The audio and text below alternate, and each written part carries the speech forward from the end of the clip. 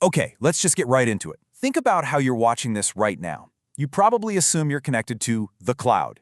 You know, some kind of magical, invisible network just floating up in the air. Well, I'm here to tell you, that's not how it works at all. Yeah, that whole idea of an ethereal cloud, it's probably one of the biggest myths of the modern age.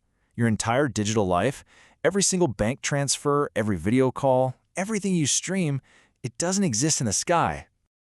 The reality is so much more physical and way more fragile. It all hangs by a series of glass tubes, each about the size of a garden hose, just lying on the dark, freezing floor of the ocean. And right now, as we speak, those lifelines are under attack. So what we're seeing is this bizarre new kind of conflict. Security analysts are actually calling it the anchor war. It's a series of these really suspicious incidents where huge ships just happen to drag their anchors across critical seabed infrastructure. You see, it's designed to look like an accident, but the pattern tells a completely different story. And you can see on this timeline how it just ramped up.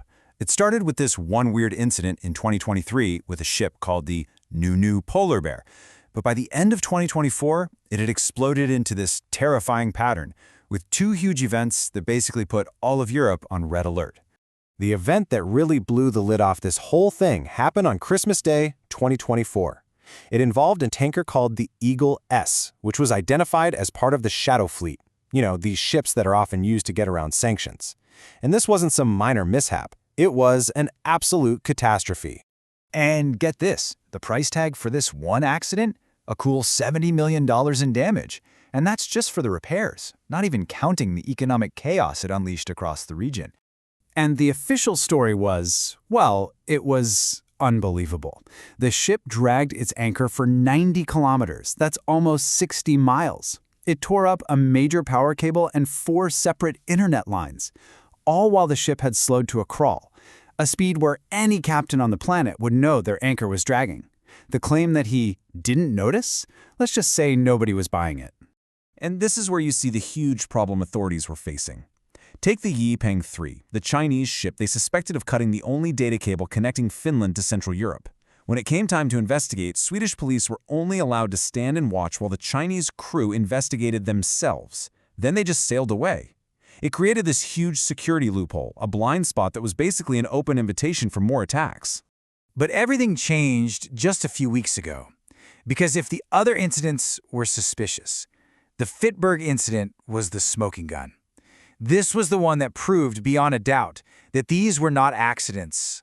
And the timing? It's straight out of a movie. It's New Year's Eve 2025. While most of Europe is celebrating, something is going very wrong in the freezing waters of the Baltic Sea.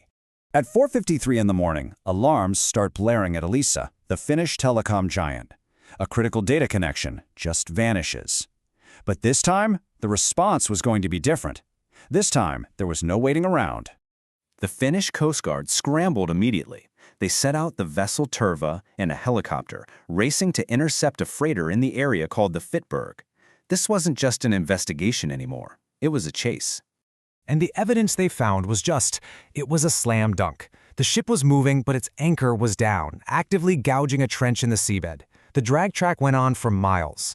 When they boarded, they found a crew of Russian, Georgian, and Azerbaijani nationals and a cargo hold full of sanctioned Russian steel.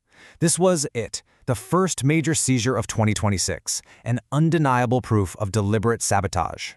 So the Fitburg incident was the final wake-up call. Europe finally realized it couldn't just sit back and react anymore. And the response that came next, well, this is where the story shifts from an investigation into something that feels like science fiction.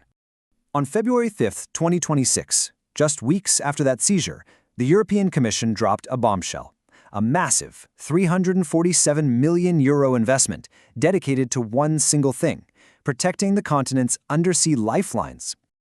They're calling it the Cable Security Toolbox. And it's not just about throwing money at the problem. It's a whole new strategy, combining serious funding with some truly next-level technology to actively defend these connections. One of the coolest pieces of tech in this toolbox is something called the smart cable. These aren't just for data anymore. They are fiber optic lines with acoustic sensors built right in.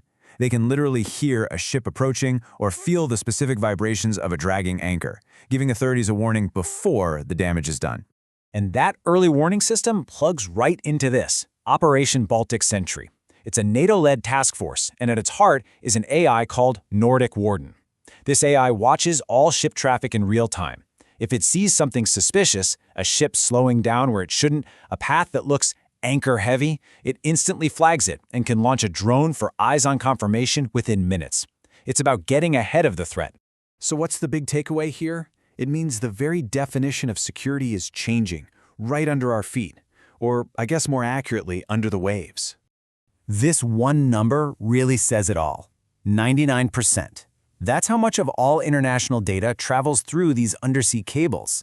It's not satellites, it's not the cloud, it's pretty much everything. Our entire global economy, our modern way of life, it all depends on these fragile glass tubes. This forces a complete paradigm shift. For decades, we thought of cybersecurity as something abstract. Firewalls, passwords, software protecting data in a digital space.